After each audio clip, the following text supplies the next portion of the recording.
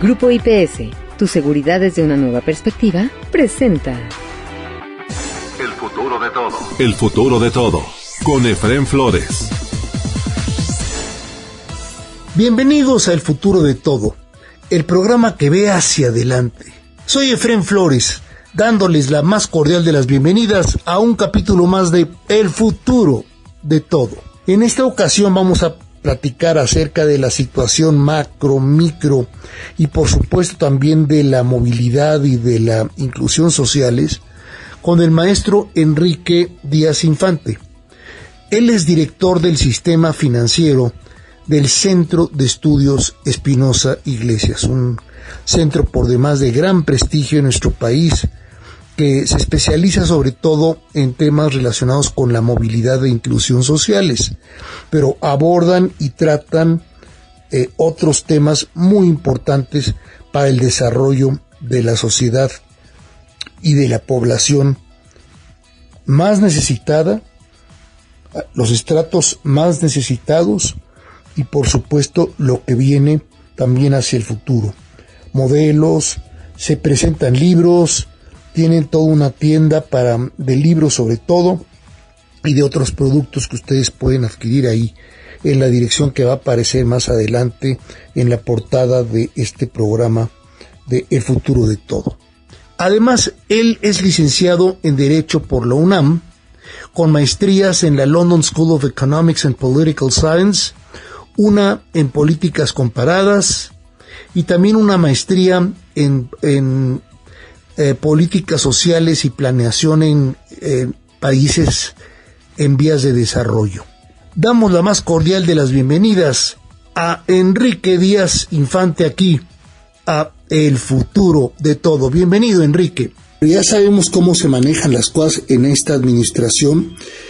El problema aquí que veo yo, Enrique, es que si pasa esta contrarreforma, porque es una contrarreforma judicial, va a tener un impacto como de 100 bombas de hidrógeno nucleares sobre la economía, las finanzas y el bienestar de 130 millones de mexicanos, de toda la población. Es correcto. Esto va a destruir la confianza de la inversión privada nacional, o sea, pequeños y medianos empresarios mexicanos, o sea, la economía interna mexicana, más toda la economía externa que manejamos a través del TEMEC y a través de las exportaciones a otros países que no pertenecen al TEMEC, se va a romper completamente, no va a haber inversiones, y entonces los cálculos de Banco de México y del INEGI que calculan esto alegremente de forma positiva, la misma Secretaría de Hacienda y Crédito Público, que para el próximo año puede haber un crecimiento del cercano al o mayor al 2%. 2.1%. Esto va a ser muy difícil, esto va a ser casi imposible. Prácticamente lo que va a ocurrir es que vamos a tener un crecimiento casi nulo, probablemente del 0.5%, con una muy alta inflación. Se va a perder el control de la inflación por parte del Banco de México, lo cual va a implicar que tengan que subir las tasas de interés, y al subir las tasas de interés pues va a haber mayor inflación, ¿no? Así es.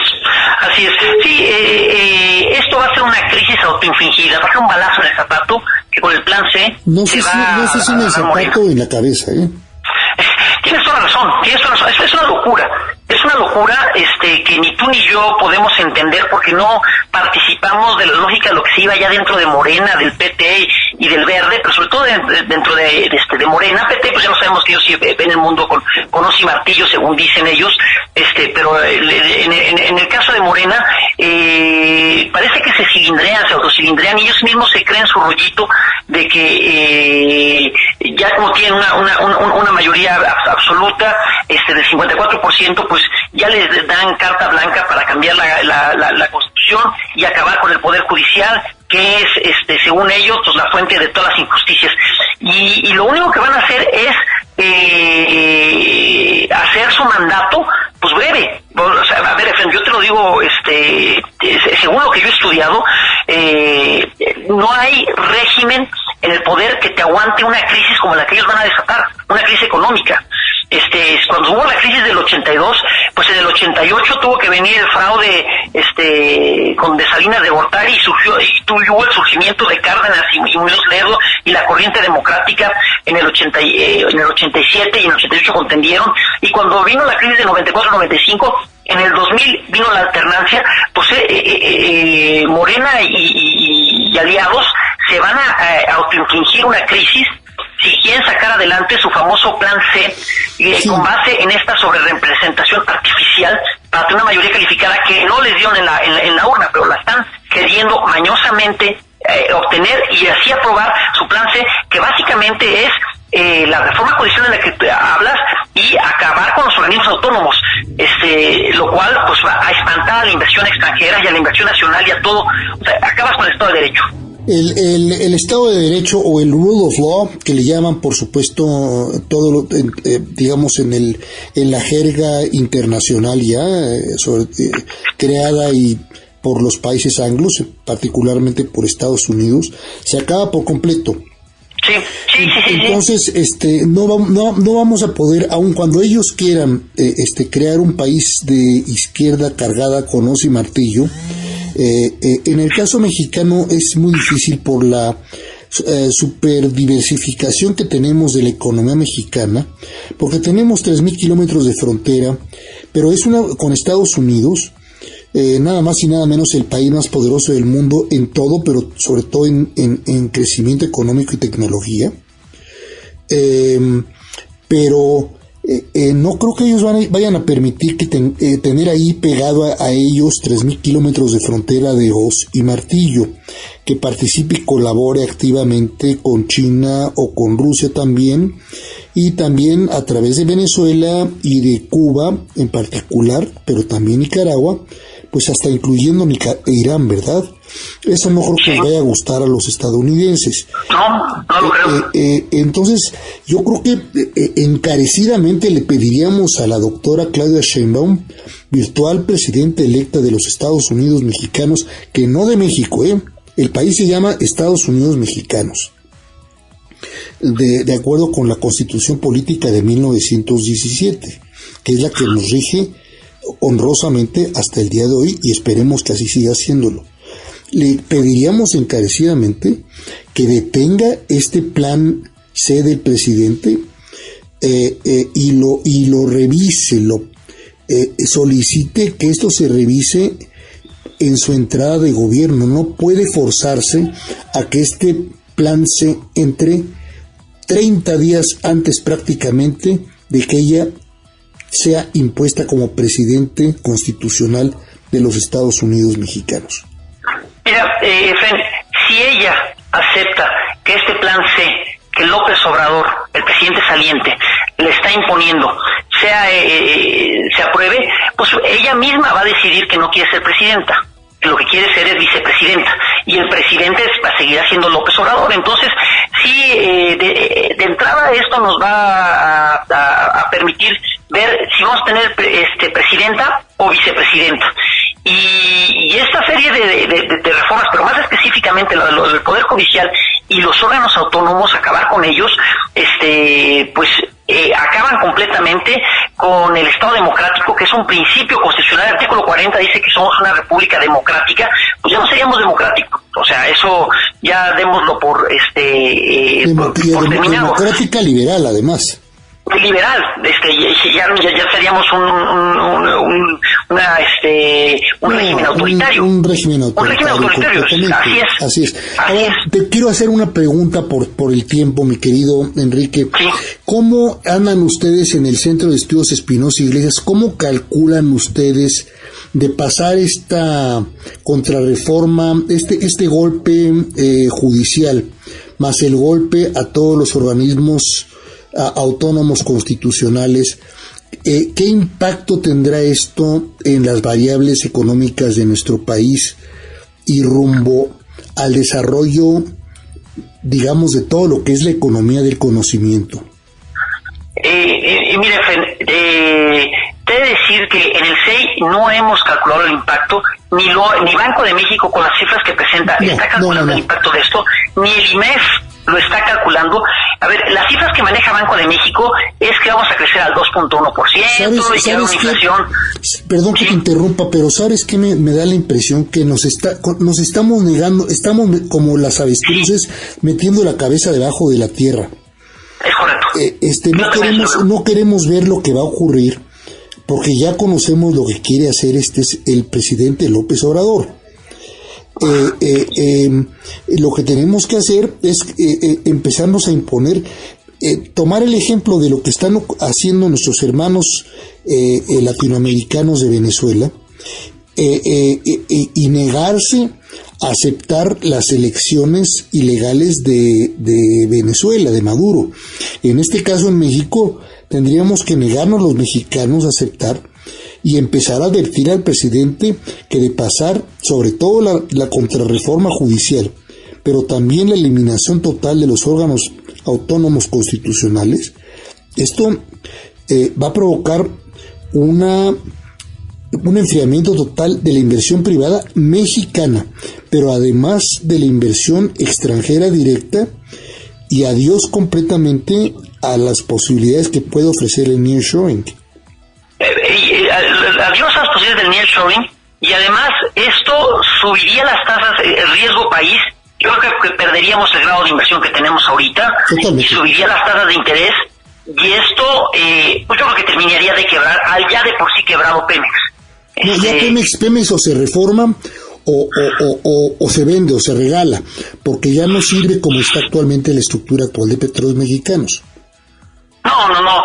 A ver, Fred, yo tuve la oportunidad de trabajar en la liquidación de Luz y Fuerza del Centro, y lo que en su momento José Antonio González Anaya, que era el subsecretario de egresos, creo, o del ramo ahí en Hacienda, encabezó la liquidación de Luz y Fuerza. Lo que se hizo con Luz y Fuerza fue dividirlo, Luz y Fuerza bueno y Luz y Fuerza malo. Lo que tenía valor se pasó hacia CFE, y lo que no tenía valor se vendieron los activos para pagar pasivos, y es lo que se tiene que hacer con Pemex, ver si lo que es exploración y explotación es lo redituable.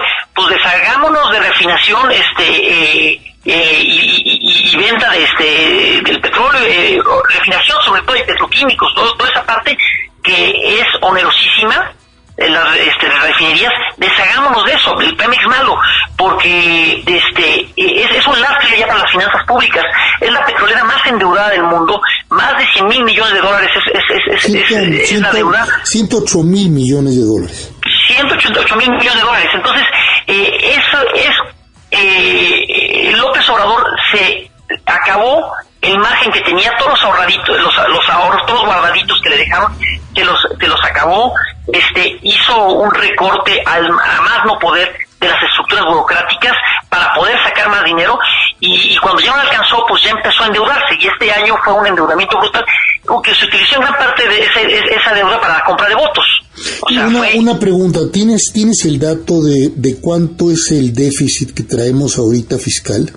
A ver, el déficit debe estar como en 6.5% del PIB, más o menos. Es una salvajada para lo que estábamos acostumbrados, ¿eh? Sí, es una salvajada.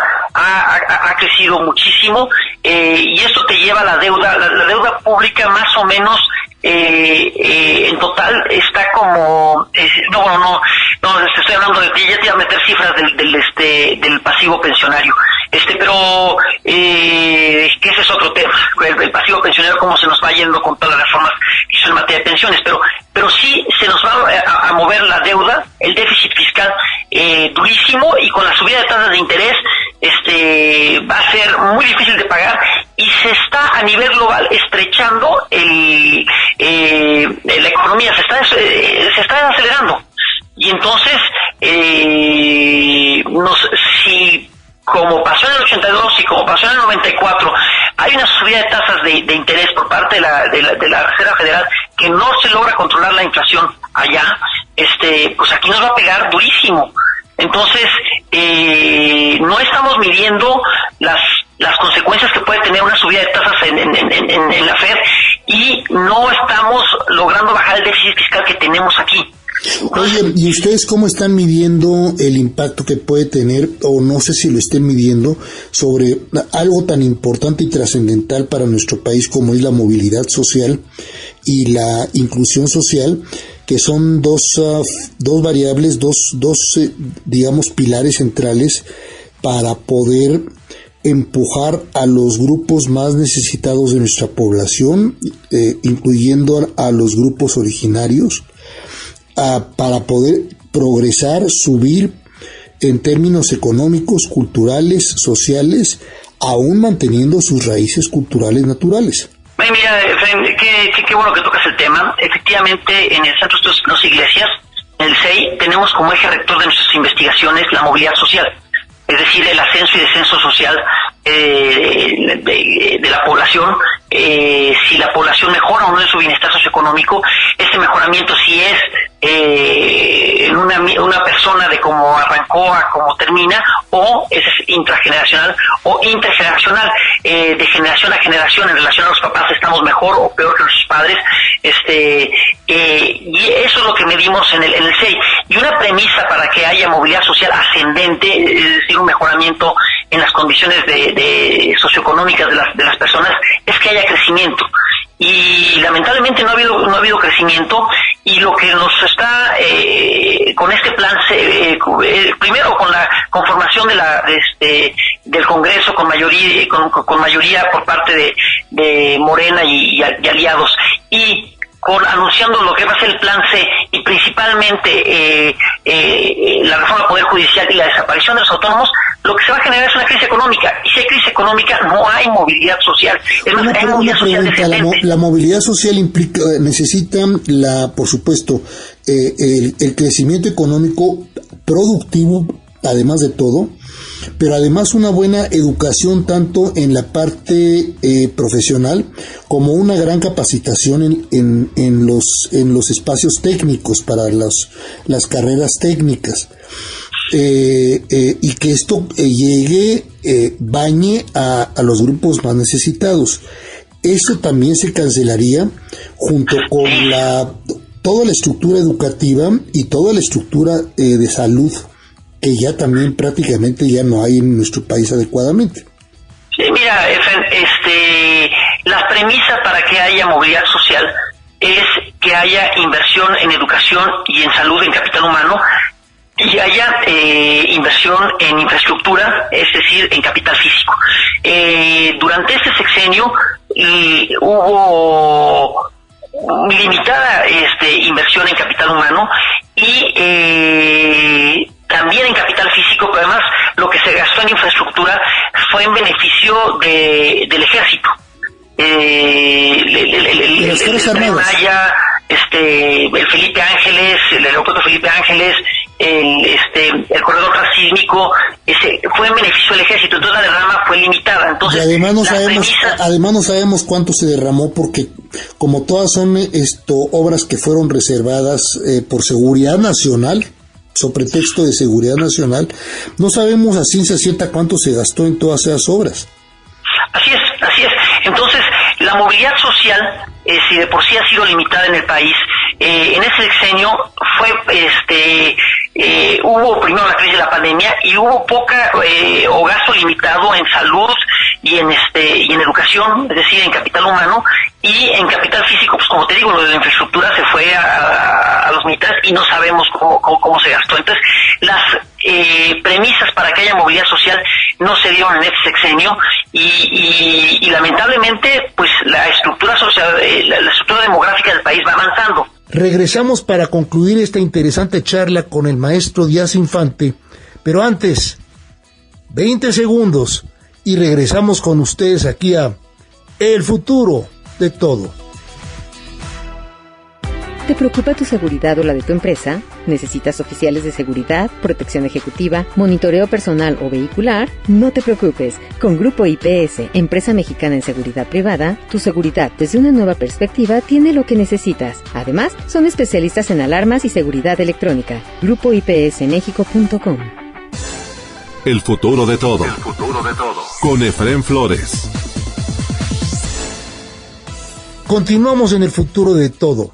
Soy Efrén Flores, dándoles el más cordial de los saludos. Estamos con el maestro Enrique Díaz Infante, director del Sistema Financiero del Centro Espinosa Iglesias, del Centro de Estudios Espinosa Iglesias. Se cambió la estructura de los programas, en el caso no de salarios, sino de los programas sociales, la estructura que se tenía con los programas POP, Prospera, Oportunidades y Progresa, que estaban direccionados a la mujer, condicionados a que los hijos asistieran a la escuela y se les vacunaran. Para recibir los beneficios de las transferencias había que presentar la cartilla de vacunación y la boleta de calificaciones. Entonces se iba formando capital humano e iba a tener, y esos eventualmente, esas personas se iban a incorporar al mercado laboral. Entonces estaban diseñados, y los premió en su momento Banco Mundial, estaban diseñados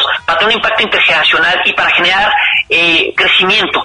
Los programas del bienestar son asistenciales, ya no son focalizados, son universales y se dan indiscriminadamente, pero con un enfoque electoral. Y entonces ese gasto corriente no va a tener impacto en el crecimiento del Producto Interno Bruto. Tiene impacto muy fuerte en el crecimiento de los votos de Morena.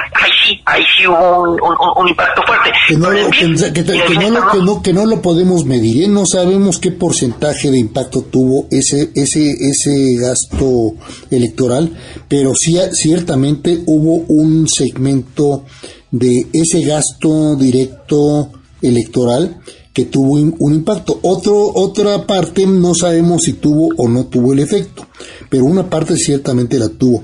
Oye, finalmente, si has tenido la oportunidad de platicar con amigos nuestros que colaboran contigo ahí en el Centro de Estudios Espinosa Iglesias, pero también debes de tener conocidos en otros organismos que sabemos muy bien que también están preocupados por lo que ocurre con la sociedad, con la base de la pirámide mexicana.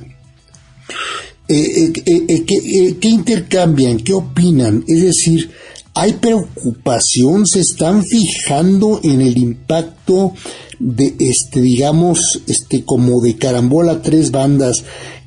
O sea, sobre representación, contrarreforma judicial, destrucción, o sea, totalmente del sistema económico? Mira, lamentablemente el embate de este régimen también ha sido con la sociedad civil. Y a diferencia de la coordinación tan estrecha que teníamos en otros sexenios, en este sexenio la sociedad civil no hemos estado tan coordinados. Entonces no te sabría decir de cómo se está midiendo el impacto que esto va a tener en pobreza, en desigualdad, visto por otros organismos de la sociedad civil. Por ejemplo, con Consejo Nacional de Población. El impacto en pobreza. Sí. Bueno, la pobreza disminuyó. Ellos marcaron pobreza extrema, aunque reconocieron que disminuyó la pobreza, digamos, plana, pero la pobreza extrema aumentó. Aumentó. Entonces, sí, lo que nosotros hemos visto en el CEI es que se redujo la pobreza, pero aumentó también aumentó la pobreza extrema. Entonces, y además lo que nos preocupa es la sostenibilidad de estos logros. Me temo que son logros vía transferencias y o aumentos del salario mínimo, pero que estos se pudieron dar porque la productividad existía productividad y está muy rezagado el salario mínimo. Entonces estuvieron bien, pero no puedes aumentar el salario perennemente, y tampoco pueden los programas sociales mantenerlos si no es una reforma fiscal. Lo que hemos platicado con otros organismos de la sociedad civil, con con México Evalúa, con el INCO, es que va siendo ya urgente una reforma fiscal, y que si no se hace esa reforma no va a haber sostenibilidad de los logros que se han tenido en el sexenio. Entonces, ese es el punto de gran coincidencia, la necesidad urgente de hacer una reforma fiscal que te dé sostenibilidad al gasto público, y la urgencia de que ese gasto se modifique su estructura y que tenga un impacto en las pymes, y que tenga un impacto en infraestructura, y que tenga un impacto en la formación de capital humano. Que tenga un impacto productivo integral en la formación o sea, en el desarrollo económico y social del país, ¿no? Por eso esa reforma fiscal se tiene que hacer, pero ojo, para no espantar a los amigos que hacen favor de escucharnos, esa reforma fiscal se tiene que consultar, ahí sí, con todos los sectores productivos de la sociedad, no con toda la sociedad, con todos los sectores productivos de la sociedad, incluyendo probablemente algunos sindicatos. Pues sí, y no se diga empresarios pequeños, medianos, grandes y gigantes. Mira, yo esperaría que el próximo gobierno,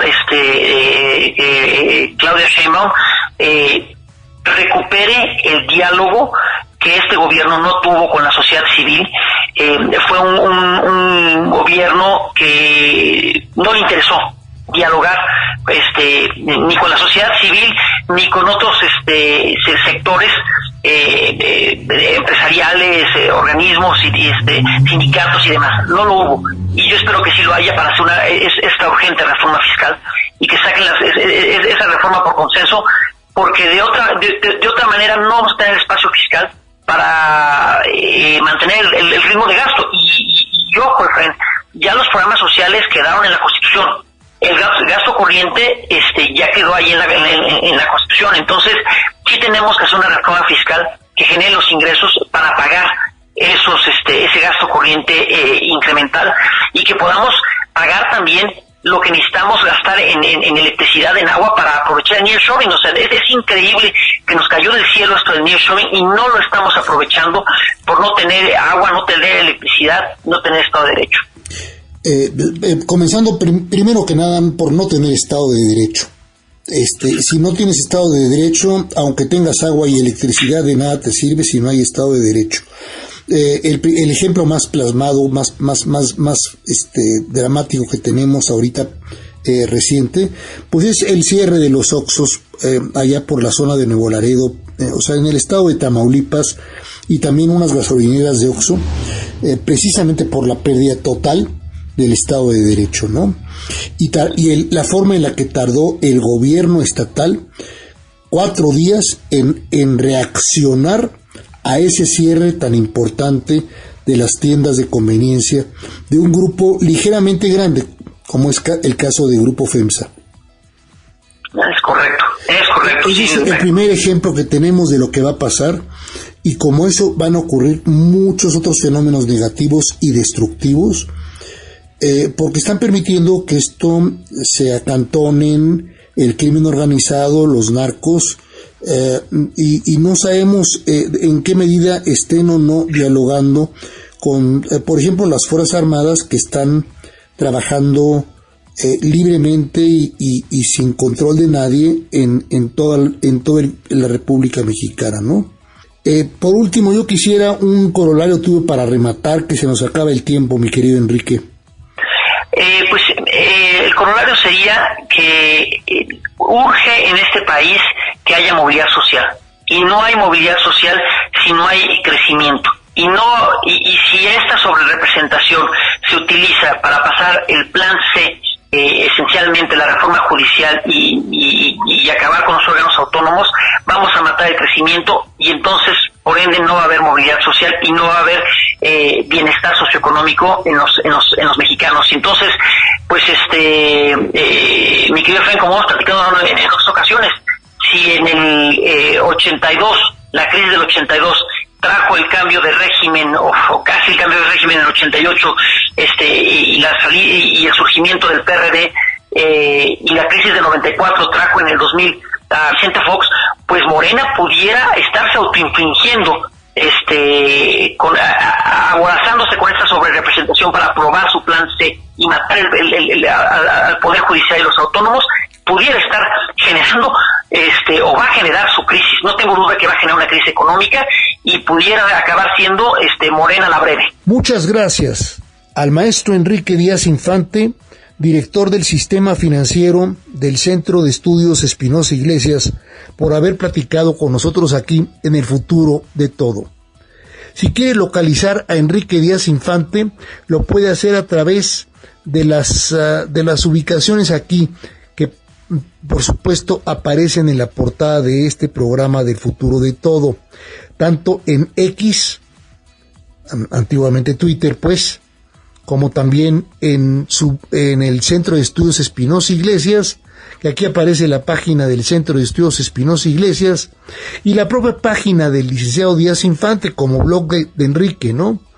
Que aquí también lo citamos, y por supuesto en LinkedIn es muy fácil localizar a Enrique.